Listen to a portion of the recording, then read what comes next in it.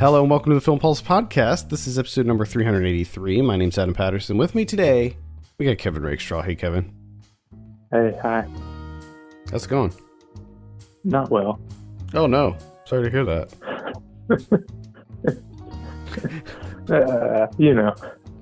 It's the thing. Yeah, it's a tough... It's life now. It's tough, you know? It's just tough. It's so bizarre and awful. Well, I hate it. fortunately, the car show has ended here, so none of the loud car noises anymore. You know, it went and it felt like it was never going to end. It felt like it was never going to end. And they ran through my yard too. Ended up moving there. Nice. Yeah, I knew that was going to happen. They drove through my yard. Did you burn out something? No. Fortunately, they didn't. But our neighbor sent us a message and was like, "Hey, I'm putting up stakes around the property. Do you want me to, put stakes around yours too?" They drove through our yards last night, and I was like, "What the? All right." There's a comedy for you. Make that movie. You decide there's a pandemic move.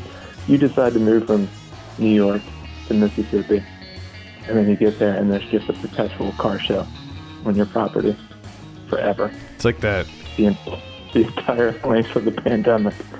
It's like that comedy Neighbors, starring Seth Rogen, where the frat goes next door. Classic comedy Neighbors. That's right. This week on the show, we'll be talking about Jim Cummings' latest, The Wolf of Snow Hollow. We'll also be going over some watching on the watch list and new releases on VOD and Blu-ray. Thank you so much for joining us. Don't really have any housekeeping bits. We are in the process of prepping our Halloween specials for both this show and Saved by the 90s, and I'm very excited because we have some lineups, we have some themes, and we have a bunch of movies to watch, so very excited for that, so stay tuned. Those are always my favorite. The Halloween specials on both podcasts are always my favorite. Well, yeah, you get to watch a bunch of horror. Yeah, I'm pretty amped up about this year. I think the themes for this year are really good, too. I think the only thing that could come close to it is if you had once a year did a special about like rock docs on punk. Okay. Well, I told my wife about that one that's coming out this week, that White Riot. I almost said Quiet Riot. White Riot, and she's like, "How is it that you seem to find these punk music documentaries like every week? There's a new one, and you watch it." I love it. Let's talk about The Wolf of Snow Hollow. I have a synopsis here. As I said, this is written and directed and starring Jim Cummings. Terror grips a small mountain town as bodies are discovered after each full moon. Losing sleep, raising a teenage daughter, and caring for his ailing father, Officer Marshall struggles to remind himself there's no such thing as werewolves.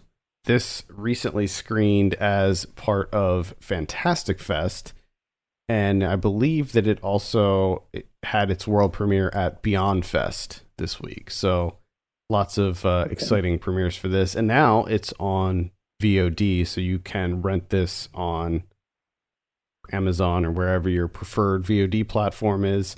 Now, I have a review for this up on the site. I think that I've made it known several times on this show and on the website that I'm a huge fan of Jim Cummings. I loved Thunder Road. The thing about Thunder Road was, like, I had no idea really what it was going into it. I didn't see the short film, so it was completely new to me. And after I saw Thunder Road, I was just like blown away. I was like, this is a revelation. It ended up on my top 10 that year. So big fan of his. I have a review up on the site. So we'll start it with you, Kevin. What are your initial impressions of The Wolf of Snow Hollow? Before I get into that, I still can't believe I have not seen Thunder Road. Because I did see the short film, like back when it came out. I think it was on like No Budge or something. And I loved it. I loved that short film.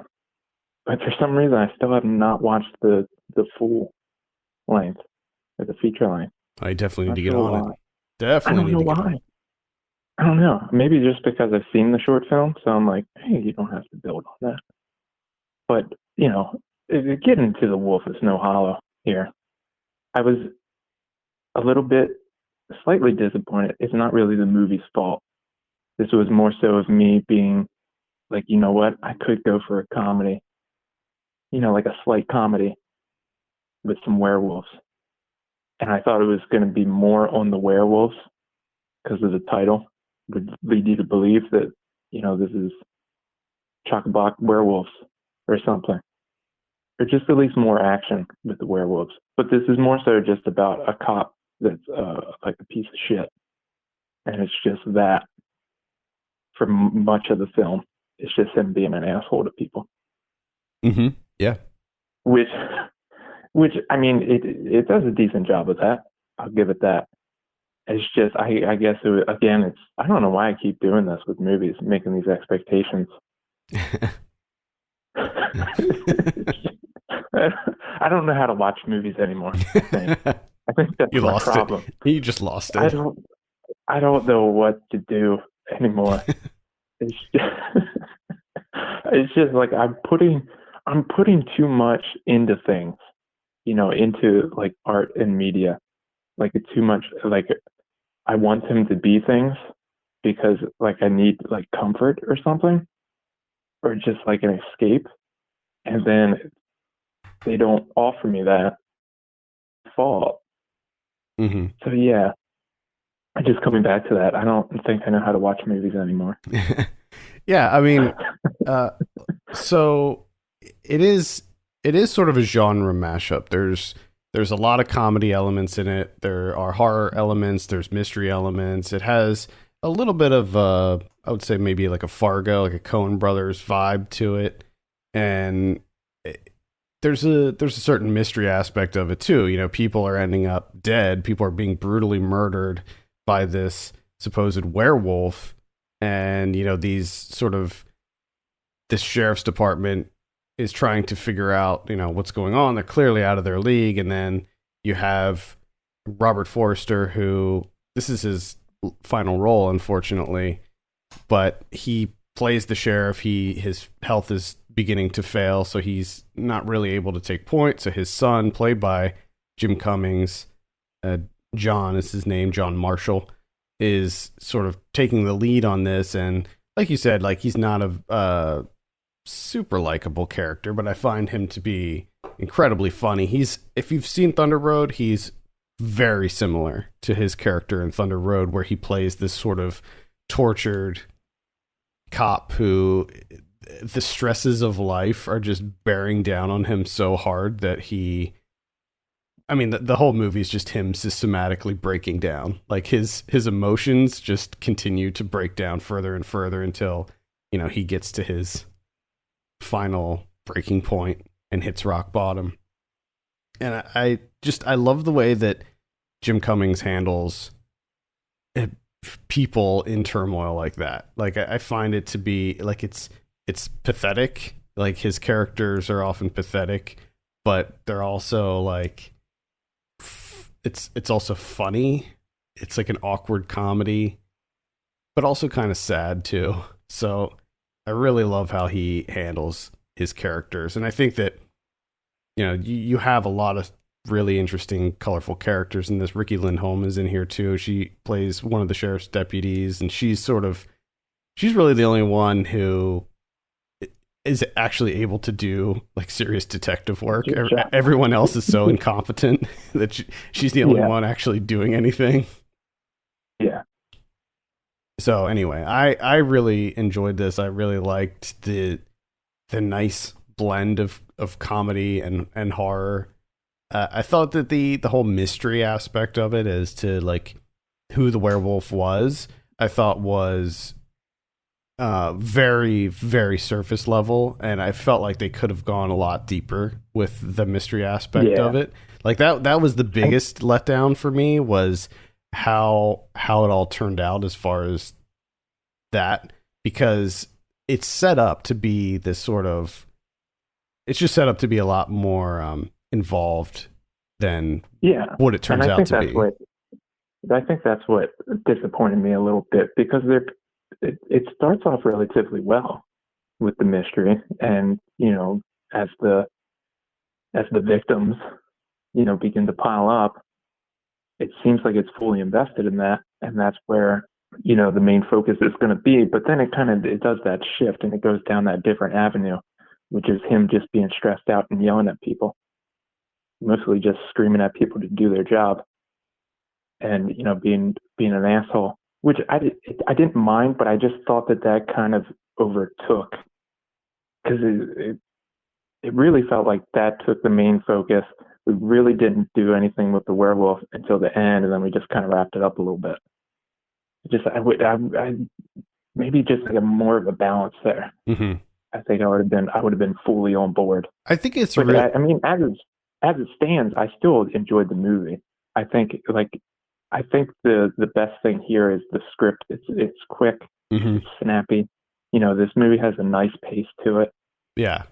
Yeah, I love the dialogue, all the dialogue. This is a very quotable movie. I think Thunder Road, you can say the same thing where, there's certain lines in this that I think you could easily just recite over and over again that are just so funny and so witty, and I really loved all of that. I think that a movie like this that straddles so many genres and has so many different elements in it, I think it's tough to balance all of that. And I think for the most part, it does a decent job of balancing it. Certainly I think that the horror and the comedy, there's not a situation where one overtakes the other. I think maybe it leans a little bit more on the comedy side, or even like the sort of a dark comedy side, where maybe not everybody finds this man's emotions being dismantled is funny, but I found it to be funny. So I think that it leans a little bit more into that territory than the horror, but when there is, a sizable amount of people getting ripped apart by a werewolf in this. So Yeah. I think it does a pretty Definitely decent does have job of balancing that. Again, I'll just reiterate, I think that the mystery layer is where it is a little bit lacking. Fortunately for me, the other elements sort of made up for that lack of mystery. And although I was a little bit bummed where it went and how they wrapped that stuff up, the actual like finale, like what it turns out to be, I found to be kind of refreshing. Like I liked the climax and where it went, even though I didn't feel like how they got there was necessarily compelling. The way that it turned out, I thought was. Yeah. I did enjoy it. I did enjoy the ending where they ended up. But I agree with you. The way that they got there felt a little, kind of like an afterthought thrown together. I think the thing that gets me too is like with the focus of Jim Cummings, his Officer Marshall, breaking down and just being stressed out by not a whole lot. Like it doesn't seem like he had a lot of stress in his life. He just seems like a just even the smallest bit of him having to do something. him having to do his job. Just like well, like all of a sudden it was the whole world was on his shoulders, which I did appreciate how he kind of created that character where this police officer is he's just awful person, just terrible.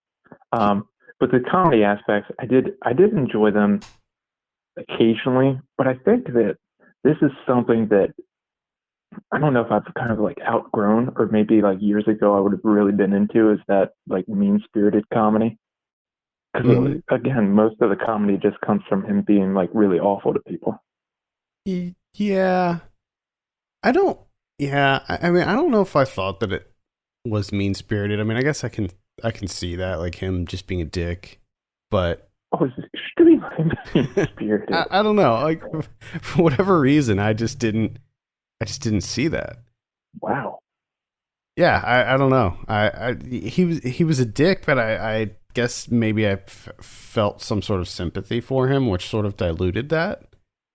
Like, this is a guy who's just struggling in every avenue of his life. I mean, he's a recovering alcoholic, so that's always a struggle. Then he is dealing with the stress of his job, which, this is a it takes place in a really small town, a small like mountain town, and they don't have murders there, so this is like a whole new thing. And he's trying to become sheriff, and he's trying to care for his dad, and he's trying to deal with his ex-wife and his daughter who's getting ready to go off to college, and just the weight of the world is like just crushing him. And I think that's where the sort of pathetic comedy comes into it. And yeah, I don't know if I found the comedy overall to be mean spirited.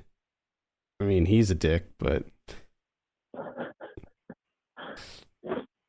I do love the location of this movie. Mm-hmm. The whole setting of this movie is fantastic. I think that really helps.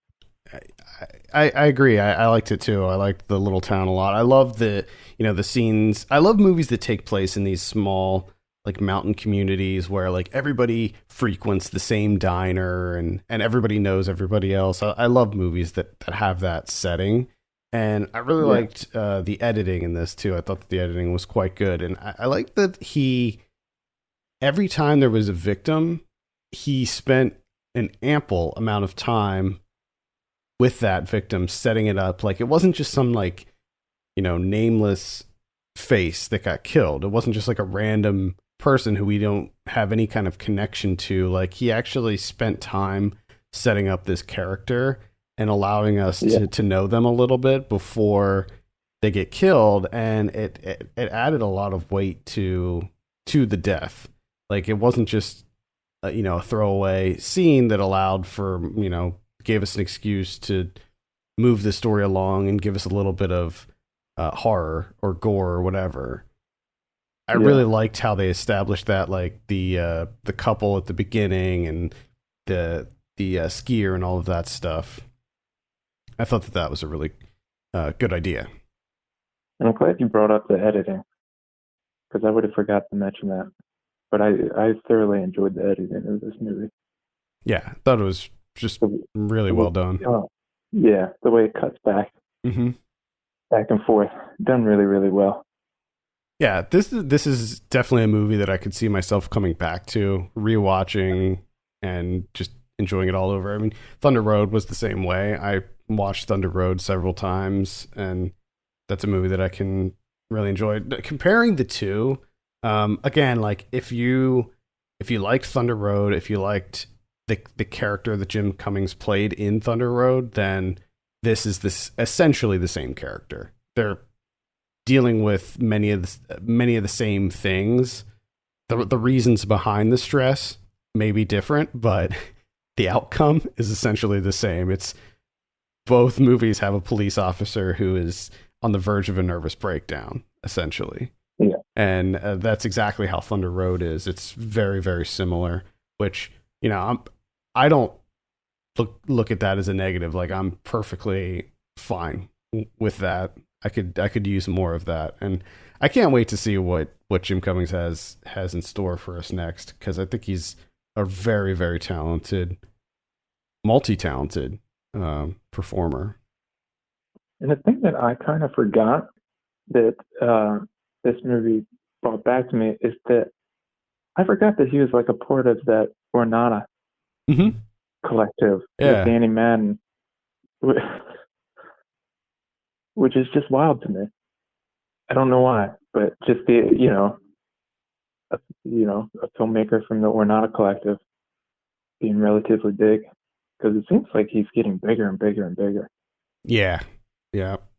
I mean, he's a phenomenal actor. Like, even if he decided to do more like acting roles, I mean, I think that when you see him in Thunder Road, like, you're just like, holy shit, this guy is the real deal. Like, the way that he's able to express extreme emotion, like, just on a dime, just able to swap and change his emotion like that.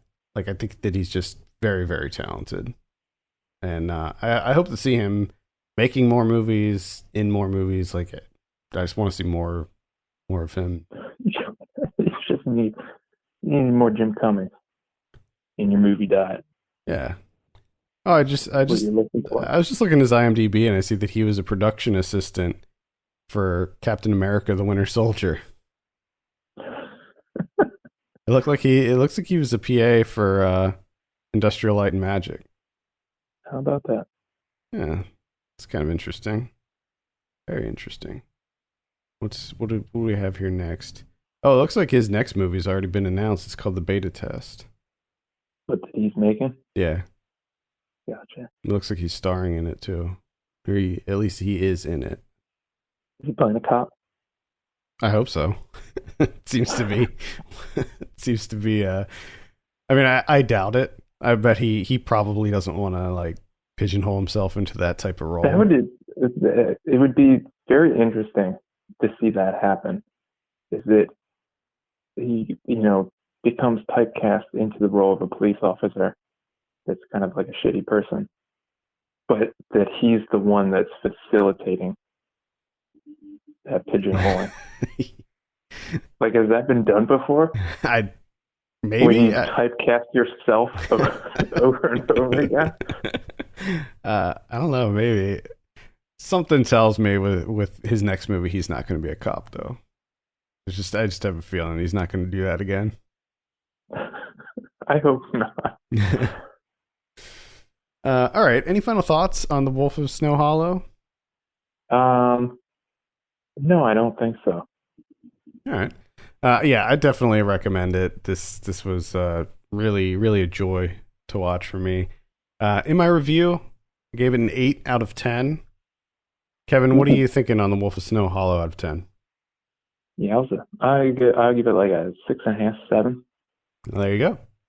Solid recommendation. Again, that is on VOD right now, so check it out. Perfect Halloween movie to get into the Halloween spirit. I keep thinking of something from this movie that makes me laugh a lot, which is just can you stand to your normal height, please? Or to your full height? I don't know why. But just the delivery of that line. Yeah. You could stand to your full height, please. There were a lot of lines in this that just made me laugh.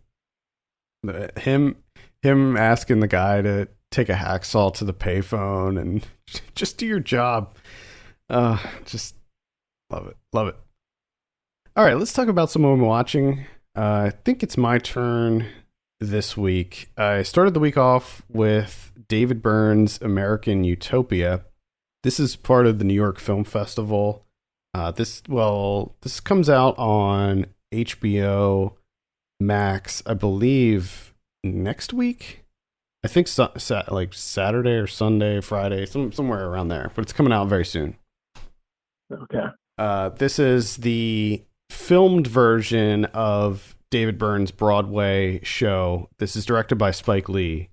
And I don't typically like concert documentaries, and this is a Broadway show, so it's a little bit different. I guess I could say the same thing about recorded Broadway shows, just not super into them.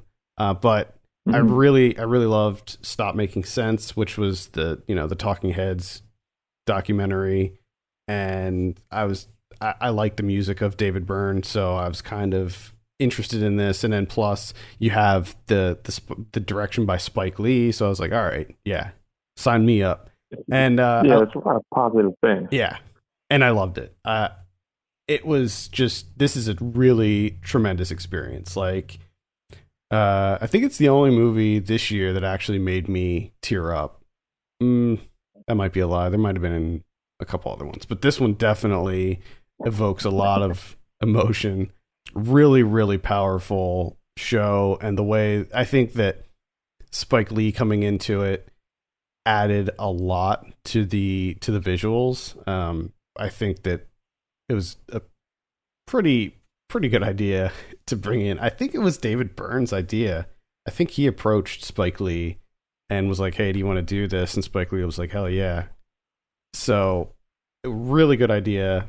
highly recommend it. Even if you're not a huge fan of the Talking Heads or David Byrne's solo stuff, I think that you will still get a lot out of it. And I mean, the performances are incredible. Like, the talent on stage is just, I can't recommend it highly enough. I mean, I'm at sort of a loss for words on just how much I loved it. So it's one of these like kind of, it's one of these like feel good movies that it makes you feel like there's still good in the world, and that we can sort of recover from this slump that we're in, this horrible nightmare that we're living. Like, there's still hope. And I think that that's one of the big takeaways from this show, is that, like, even though we're at a very dark hour, there's still a light at the end of the tunnel. There's still something to hold on to. And I think that it's kind of interesting that, like, David Byrne does get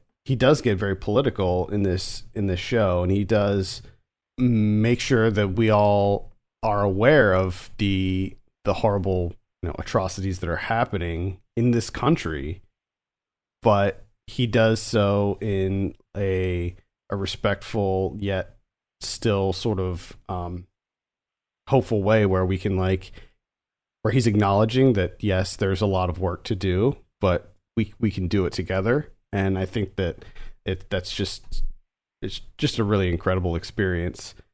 I think, contrasting this to Stop Making Sense, I think Jonathan Demme, he shot like a pretty standard concert film. Like, Jonathan Demme was very matter of fact. Like, it was a pretty standard, the thing that makes Stop Making Sense incredible is the performance and the show itself. Whereas with American Utopia, you can see like Spike Lee's sort of signature on it, the way that he used 11 cameras for this show.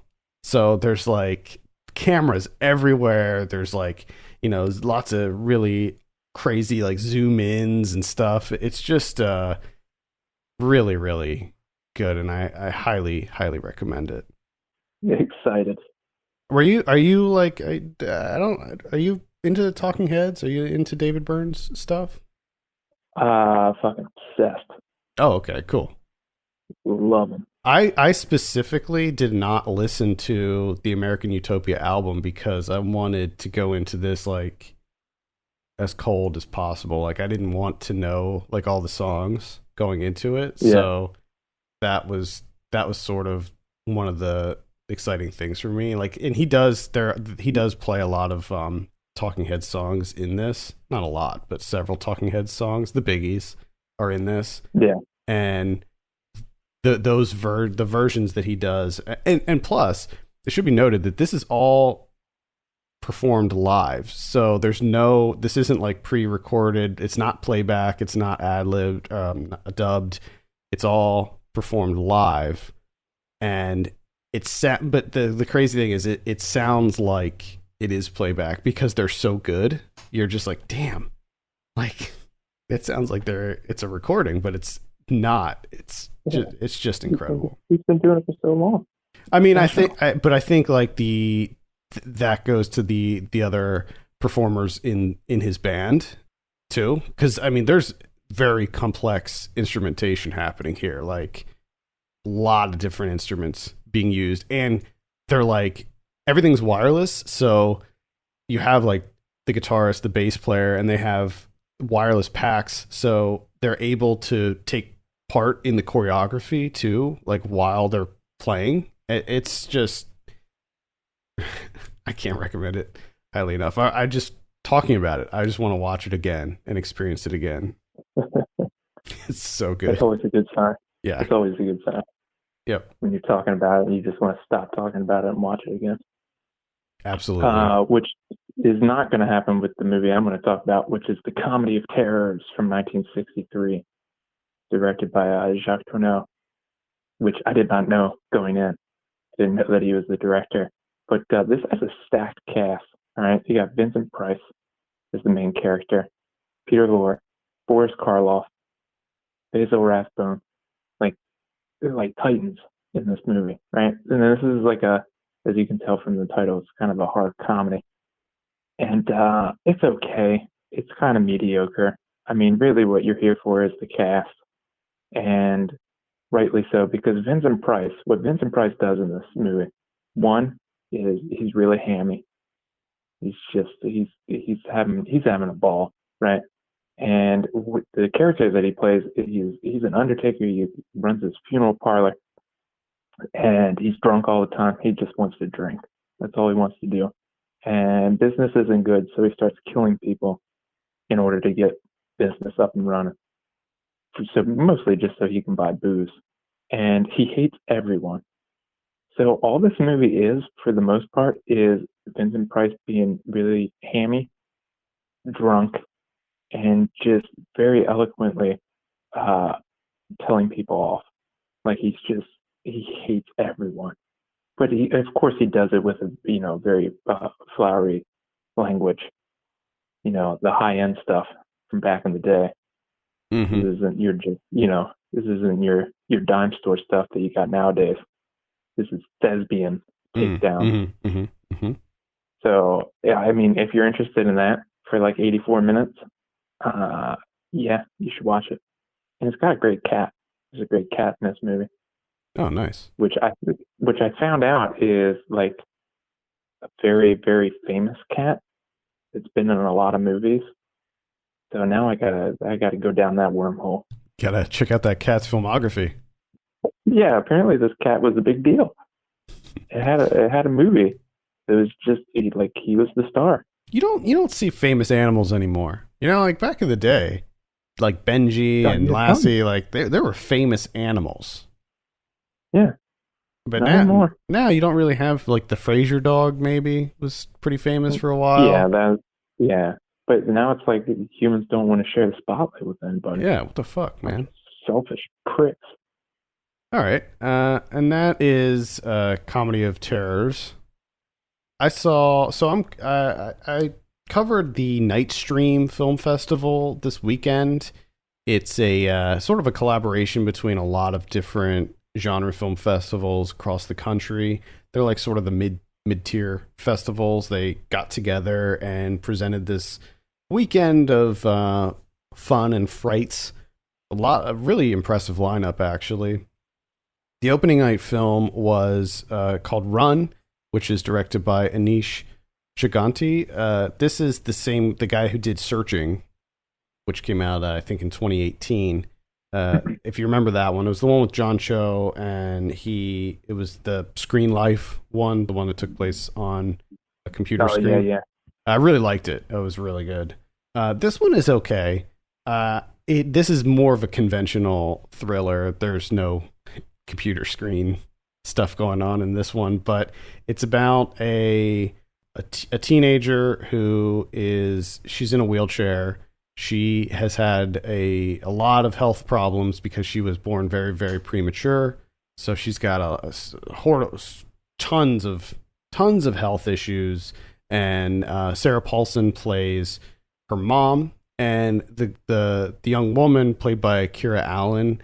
She discovers that her mom might be poisoning her. So we might be dealing with a Munchausen's by proxy situation here. It's not called that anymore, by the way. It's called Oh, really? No, it's not called it anymore. It's called fictitious. What's it called? Sorry, I want to get this right because I don't want to.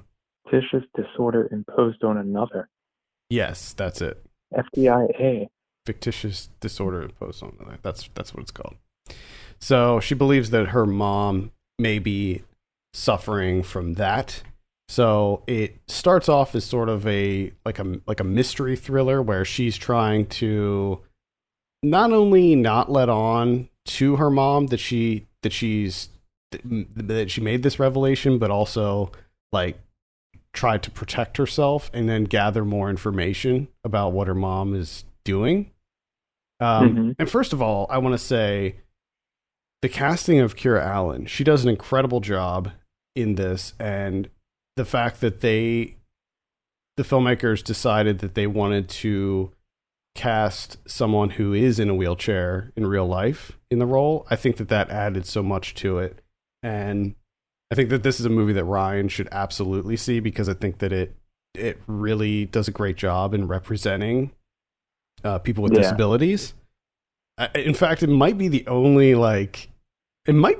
movie I've ever seen where the lead actor is in a wheelchair in the movie and then also in real life. Like that just never happens. So Yeah, it's very rare. yeah. So major props to them because not only did they do the right thing in the casting choice, but she's incredible in it. Like she this is her first role. Apparently she's done some theater work before this, but I mean she just kills it. She's so good in this. Same with Sarah Paulson. I mean, I think that this is probably Sarah Paulson's best role that she's ever done. The amount of emotion and just the fact that she plays this like psycho mom, she just nails it too. So there's a lot of really great set pieces. The whole thing with the main character of Chloe is that she's sort of a budding engineer. Like so she's always tinkering with things and crafting like different devices and mechanical things. So that plays heavily into some of the set pieces where she figures out ways to essentially escape from her mom after she figures out what's going on. She's very bright too. This isn't a situation where she like sees something strange but then like shrugs it off. Like as soon as she sees the first sign of something not right, she immediately dives into it and like never gives her mom the benefit of the doubt. Like she's just instantly is like, okay, well, clearly my mom's trying to poison me. I got to get out of here. So Yeah. it's she always makes the right decisions, and I found that so refreshing in a movie like this because when you're 17, like you're inherently suspicious of your parents. Like that's just how it is, and Yeah. the fact that she so immediately was just like, I got to get out of here. I got to get help. And then there's another great scene with like a postman. I'm not going to give it away, but Pat Healy plays this mailman, and like he makes the right decisions too. Like you think that it's going to go one way because every other thriller ever goes this way, and it doesn't. It goes a different way. The big sort of thing that brings it down is the fact that so much of this movie happens at the convenience of the plot. Like there's a scene where she finds this box full of evidence and causes all of these like revelations, and it's like, why would that box be sitting out just for her to, there's a lot of things that happen in this movie that are just so convenient. And it's a very predictable movie too.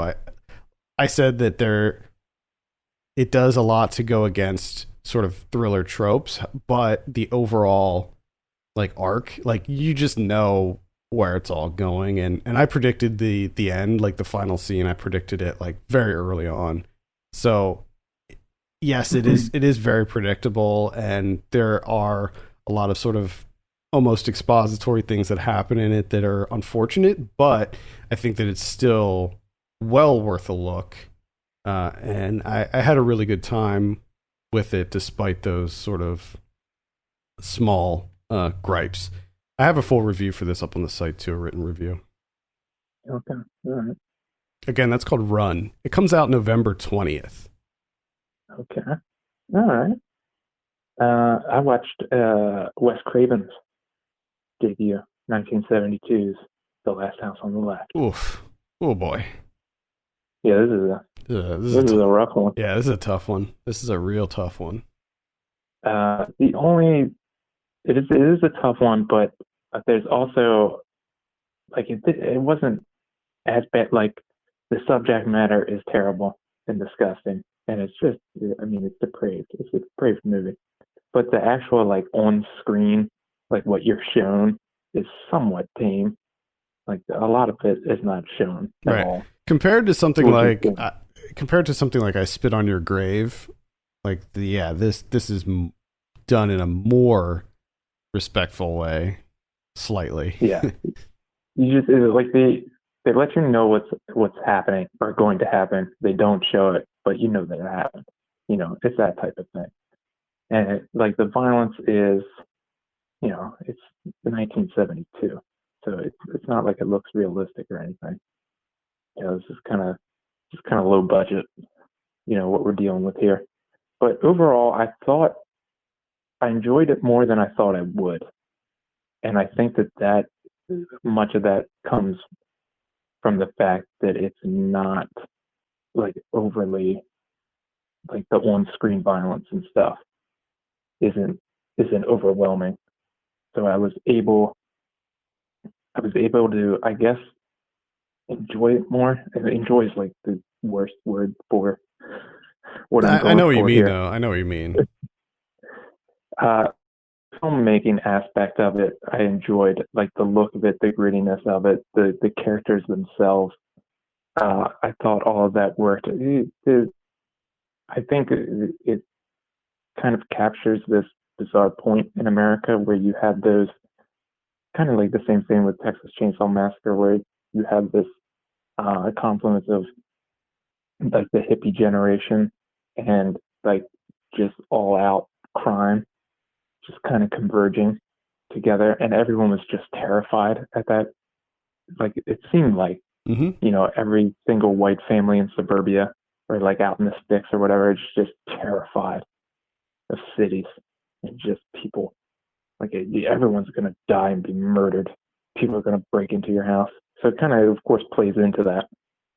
And then everyone just becomes a killer, Yeah. which I did not see that. I did not see that coming. Would where this movie goes towards the end? Mm. That was kind of surprising. I did not see that coming at all, really. And Yeah. which is weird because it kind of turns into like this Home Alone type situation, which I did not know. I didn't know that was a thing Yeah. Didn't he? with You the didn't know movie. that Home Alone was inspired by Last House on the Left from 1972? Well, this is another thing too, where I don't know why, but Last House on the Left, I went into it absolutely cold. Number one, I didn't know that it was Wes Craven's debut. Number two, I didn't know what this movie was about. I just knew that it was kind of, a classic, as they say. And judging from the title, which is really the only thing I knew about this movie, I thought it was a haunted house movie. So again, I don't know how to fucking watch movies. You, Like I was really confused. well, you must have been in for a shock with this one. Well, I mean, the thing is that's cleared up pretty quickly. So I was like, okay, I can rearrange my expectations here. I was like, okay, this is not a haunted house movie. I do recommend checking out Last House on the Left. I think it is a horror classic. I think it definitely constitutes as one of the classics. Yeah, it's an interesting movie, especially filmmaking wise too. All right. I saw kind of an interesting one, although I wouldn't classify it as any kind of classic by any stretch. It's called Dinner in America. This was another night stream movie. This also played at Fantasia Fest, and I wanted to see it back when we were covering that. I just didn't have the time to fit it in. This is directed by Adam Raymeyer. It's a sort of an unconventional love story. It's about this punk rocker played by Kyle Gallner, and he is kind of on the lam. He's wanted for setting fire to someone's house, and he ends up hiding out with this young woman played by Emily Skeggs, and it turns out that like she's completely obsessed with him. He's in a band, and the thing is, like, he kind of conceals his identity when he's on stage, so nobody really knows what he looks like or his real name. So she doesn't really know that it's him, that he's the guy that she's obsessed with, and the two sort of fall for each other, and it's a really kind of a strange dark comedy. There's this like sort of undeniable charm about it. It's a very abrasive movie. It's sort of going like full on, like full force pretty much the whole time. It's a very loud, intense movie. I really like the music in it too. It's got this really cool, I believe it's an original score, but really good music.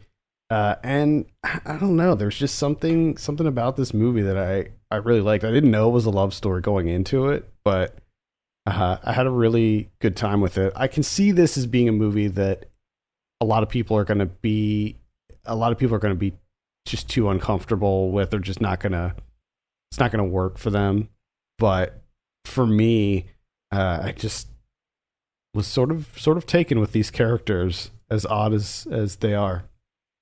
Again, that's called Dinner in America, and definitely recommend checking it out. I couldn't really place the time period that this took place in. I think it's the 90s, judging from the lack of technology, the clothes, and the way that the cars looked. I believe that it takes place in the 90s, but I couldn't be sure.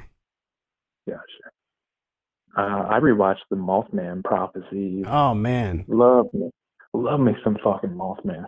I love Mothman. there's a new Mothman movie coming out. For real? It's called The Mothman Legacy. Oh man, what? Who's making that? Give me all the information. Give me all the. Apparently, it's the final entry in a trilogy. What the fuck? So, yeah. Oh, I got a lot of.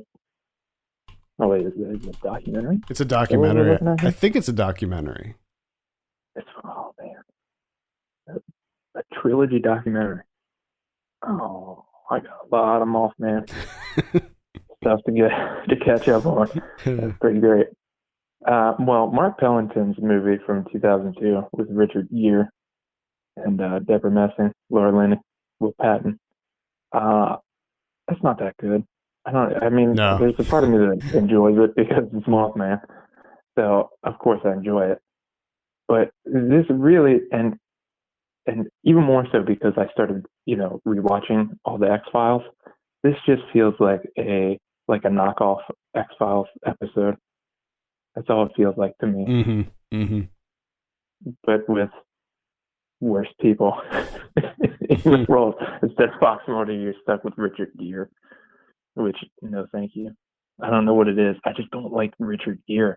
And I don't understand how he was like such a thing, why he was such a big thing. Like, he has no personality to me. Like, to me, he just has like no charm, no charisma.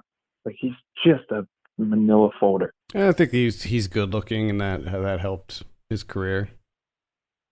I know, but it's just like, was there like a dearth of good looking men that you could find one with like a little bit of charisma?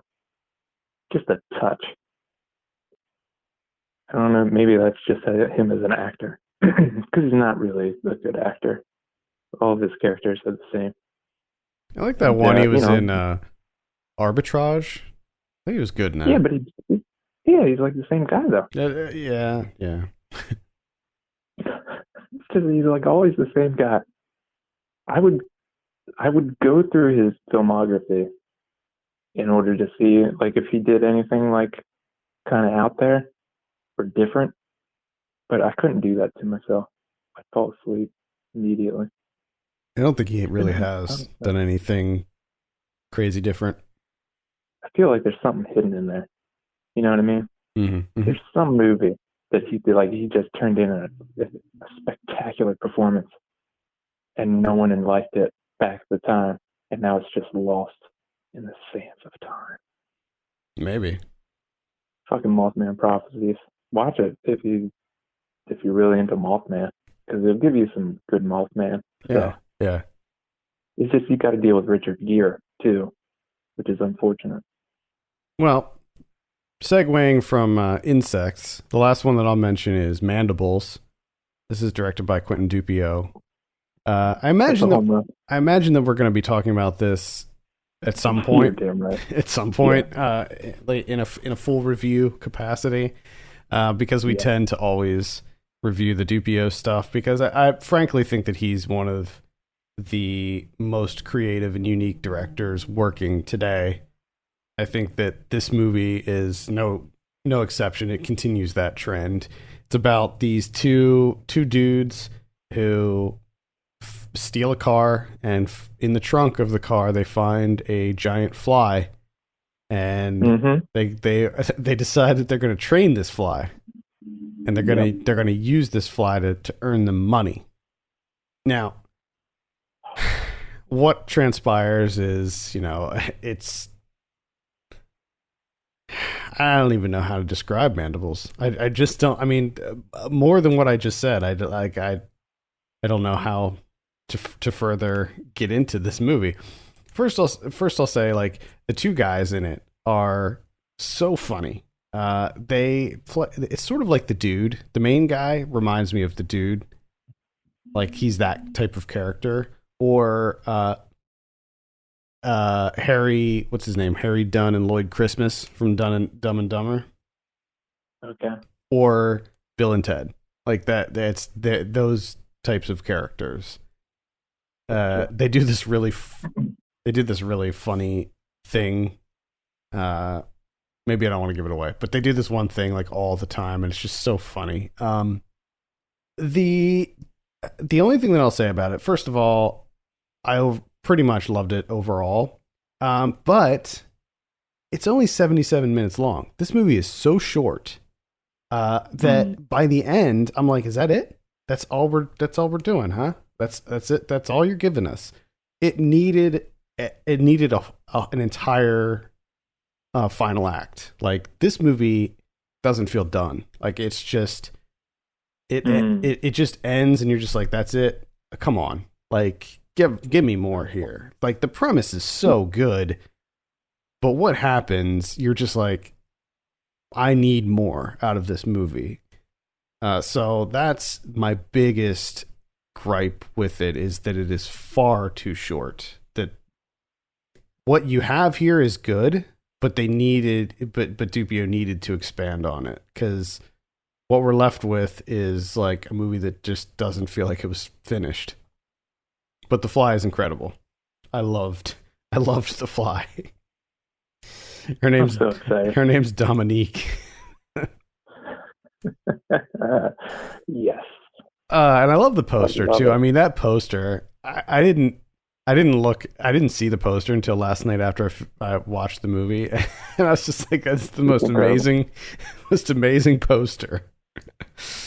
But I mean, this is, Dupieux just released Deerskin this year. That Deerskin came out earlier this year, and this guy is just cranking them out, and they're all just he's just getting better and better. Now, to be clear, I didn't think that this was better than Deerskin, but I would also say that this is his most accessible movie to date. Even though the premise is pretty wild, it's a very accessible comedy. Like, this isn't this. Yeah. Okay. It doesn't go like off the rails. So I can't wait. I'm so goddamn excited. Yeah, we'll talk about Mandibles more when it gets a proper release. Hopefully, soon. All right, let's take a look at what we have on VOD this week. Tuesday, today, we have The Second Son. We have The More You Ignore Me. There's a Is it a comedy? Yeah, it looks like a comedy. A story about love, family, and Morrissey. So, there you have it, Morrissey. Yep. It's a shame that he went on nutty. So many people have been doing that. Yeah. I mean, I still like the Smiths, but you can't help but think about that when you listen to them. Oh, yeah. And we have Monster Force Zero.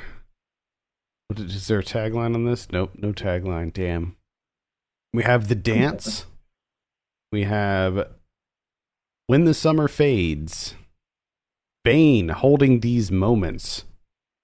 Rock doc about the hardcore band Bane. Oh, it was about the villain. A documentary about Bane's life. In Case of Emergency, that's a documentary about, I believe, nurses. Maybe it's just about ERs. Could just be about ERs. We have that one's on the 14th, and then on the 15th we have Bullets of Justice. Yes. Starring Danny Trejo. The tagline for this one is "Oink Oink, Motherfucker." In the post-apocalyptic aftermath of World War III, an army of half-human, half-pig super soldiers takes over the world. It is up to a group of human rebels to destroy them and liberate humankind. Oink oink, motherfucker. Then on the 16th, we have Monochrome, the Chromism. The world in color for the first time. Monochrome. Chromism. We have Shithouse. It is a comedy. We have the opening act. It's another comedy about stand-up. Thank goodness. There's some good people in this, so I don't know. We got Love and Monsters. The Devil Has a Name. Got a lot of people in that one. About oil drilling. Oh. David Strathairn is in there. He's like a farmer who, like, they start drilling for oil next to his farm, and it starts ruining his crops and stuff. Based on a true story. Flame water. Yeah. Got Don't Look Back from the creator of Final Destination. White Riot. This is a documentary about the Rock Against Racism concert, which was like known as the punk rock Woodstock in England. Oh, okay. Yeah. I'll probably check that out because it seems like something that I would watch. Martin Eden, that's going to be a virtual theatrical release. We have She is the Ocean. A woman is like the ocean, a true force of nature. Oh, okay. There you have that. That's about it for VOD. Let's take a look at what we have on Blu-ray. There's the Friday the 13th collection. This is a big box set, 12 movies. All of the Friday the 13th titles are included in this one, including the remake, which was the latest one. I can't remember when that remake came out. 2009, I think. I'm trying to find the original. 1,306 minutes. Wow. Mm-hmm. Wowza. This is a really compelling box set. Like I love Friday the 13th, so I might have to pick that up. I've been waiting for like a huge box set that has all of them for a while. Yeah. Well, here you go. Here's your moment. Yeah. Requiem for a Dream 4K is coming out, as is District 9. We have Deep Star 6 from 1989, The Pledge from 2001, Terror in the Isles from 1984, Motel Hell from 1980. That looks like some kind of steelbook edition that's coming out. Yep, it's a 4K remaster. It comes in a steelbook. Let's see. Warning from Space from 1956. That's an Arrow release. Dominion, prequel to The Exorcist from 2005. Remember there was like that whole thing was really strange. The Exorcist prequel, how there were two of them. Remember that? No. Yeah, there's I don't remember that shit. Yeah, there was some like weirdness with the Exorcist sequel. Like Paul Schrader did this one and like they didn't like it, so they like redid it. Very strange. It looks like the Friday the 13th movies are also being released individually. So if there's just like one of them you want, looks like you can pick them up individually as well. Okay. Happy, Joy, the Ren and Stimpy story. That's a documentary, obviously, about Ren and Stimpy. That's on Amazon for rent. Let's see. That's about all I see for this week. What about Criterion's? Oh, we got one, and it's a biggie, and it's Claudine from 1974. John Barry. I'm very excited for this to be in Criterion. Didn't you just talk about this like not too long ago? Not too long ago, yeah. That's because, like, for the longest time, you couldn't really watch this movie. There was like one DVD that was like okay quality, and then I finally, because I was waiting for some sort of restoration to happen or for it to show up on streaming, never happened. So I finally just bought the low quality DVD, and then it was like a week later, Criterion announced that they're going to be putting it out. I was like, of course they are. So that's why. That's why. Okay, all right. I forgot to mention that Mallrats is coming out. That's going to be another Arrow release. So Arrow's releasing 1995's Mallrats. Okay. I stand by Mallrats. I still like that movie. I think that's going to do it for this week. Thank you so much for listening. You can send us your questions and topics to podcast@filmpulse.net. You can follow us on Twitter @FilmPulseNet and @FilmPulseKevin. And if you have a moment, please consider giving us a review on iTunes. That would be very helpful. For Kevin Rakestraw, my name is Adam Patterson. We'll see you next week.